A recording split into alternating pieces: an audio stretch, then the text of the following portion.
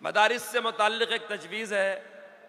حضرت مولانا اسجد صاحب دامت برکاتہم نے اپنے خطاب میں اس بات کا اشارہ دیا تھا کہ مدارس کے لیے کتنی مثبت باتیں آ رہی ہیں جمعیت علماء کی جد و جہد سے، لیکن بہرکیف حالات ہیں دینی اداروں پر، اس کے متعلق جماعت نے ایک تجویز مرتب کیا ہے، آپ کے سامنے مفتی اشفاق صاحب پیش فرمائیں گے، آپ غور سے سنیں اور اس کی تائید فرمائیں۔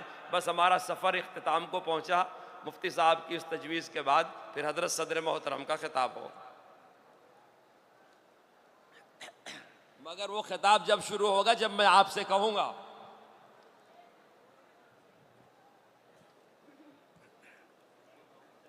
بسم اللہ الرحمن الرحیم۔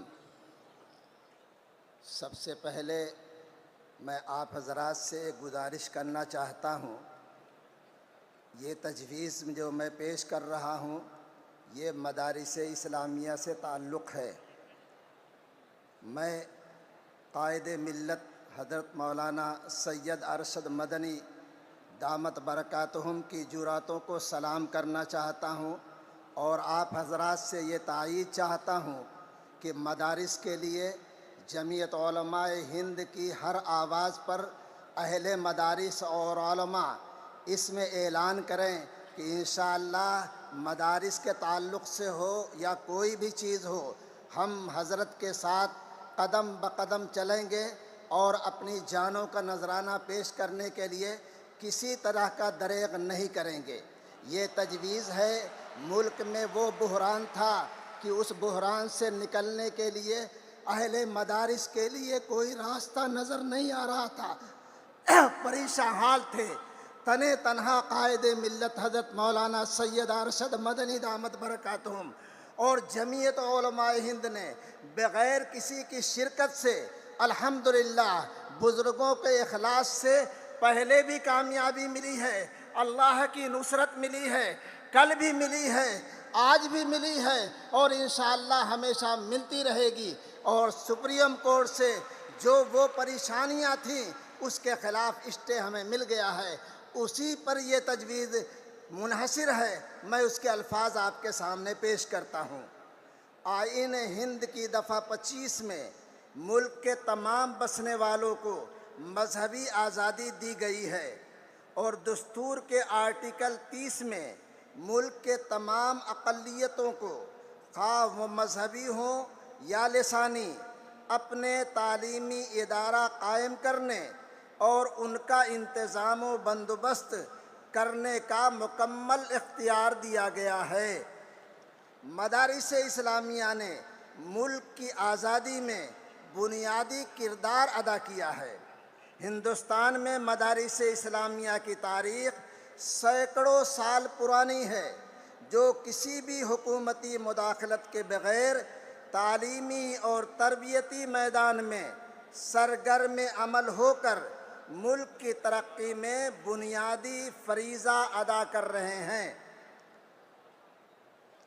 شیخ الہند مولانا محمود حسن دیوبندی علیہ الرحمہ، شیخ الاسلام مولانا حسین احمد مدنی علیہ الرحمہ اور مولانا ابوالکلام آزاد علیہ الرحمہ جیسے عظیم مجاہدین آزادی مدارس اسلامیہ ہی کی دین ہے، جنہوں نے دو قومی نظریہ کی شدید مخالفت کرتے ہوئے آزادی ہند کی جد و جہد کو غیر معمولی طاقت فراہم کی۔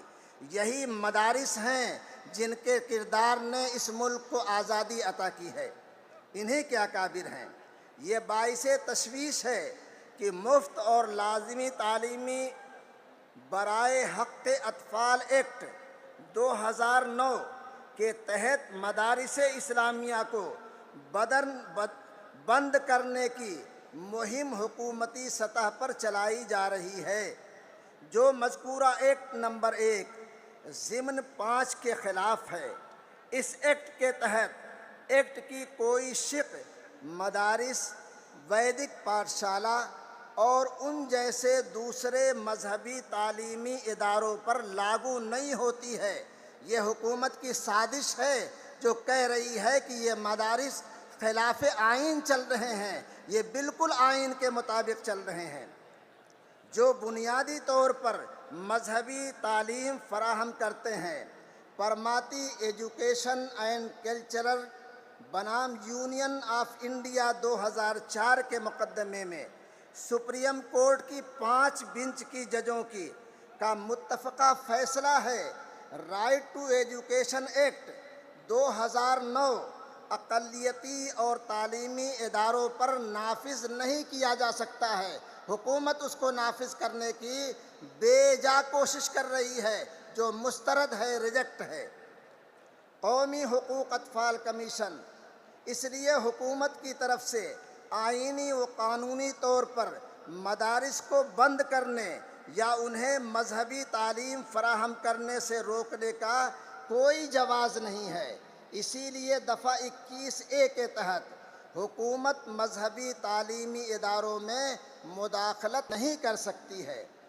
قومی حقوق اطفال کمیشن NCPCR نے ملک کے تمام ریاستوں اور مرکز کے زیر انتظام صوبوں کو خط لکھ کر مدارس اسلامیہ کو بند کر کے وہاں زیر تعلیم طلباء کو اسکولوں میں داخل کرنے کی سفارش کی ہے۔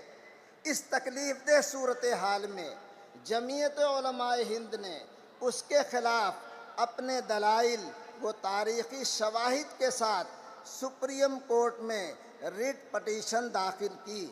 الحمدللہ چیف جسٹس آف انڈیا کے ساتھ ساتھ 5 ججوں کی آئینی بینچ نے جمعیت علماء ہند کے موقف کی حمایت کرتے ہوئے مدارس اسلامیہ کے خلاف ہونے والی کارروائیوں پر روک لگا دی اور عبوری حکم صادر کرتے ہوئے کہا مدارس اسلامیہ کو بند نہیں کیا جا سکتا ہے، مدارس اسلامیہ کو بند نہیں کیا جا سکتا ہے۔ یہ فیصلہ اسلام کے تحفظ اور مدارس اسلامیہ کی بقا کے لیے خوش آئند ہے۔ مقدمہ میں حتمی فیصلہ ابھی آنا باقی ہے، انشاءاللہ وہ فیصلہ بھی مدارس اسلامیہ کے حق میں ہوگا۔ جمعیت علماء ہند کا تحفظ آئین ہند کنونشن مرکزی اور ریاستی حکومتوں سے مطالبہ کرتا ہے مدارس اسلامیہ کے خلاف کسی طرح کی کارروائی سے گریز کریں اور مدارس اسلامیہ سے اپیل کرتا ہے وہ قومی حقوق اطفال کمیشن کی گائیڈ لائن پر عمل کو یقینی بنائے اور حکومت کے مجوزہ ضابطوں کی تکمیل پر توجہ دے۔ یہ تجویز آپ کو منظور ہے؟ منظور ہے انشاءاللہ۔ ہمارے جمعیت کے خدام جن کے ہاتھوں میں جھنڈے ہیں مستعد ہو کر کے لہرا دے تشریف لانے والے ہیں خطاب فرمانے کے لیے صدر محترم حضرت مولانا سید ارشد مدنی دامت برکاتہم۔ علامہ اقبال نے ایسوں کے بارے میں ہی کہا تھا الہی یہ تیرے پراسرار بندے، الہی یہ تیرے پراسرار بندے جنہیں تو نے بخشا ہے ذوق خدائی، دو نیم ان کی ٹھوکر میں دریا و صحرا سمٹ کر پہاڑ ان کی ہیبت سے رائی۔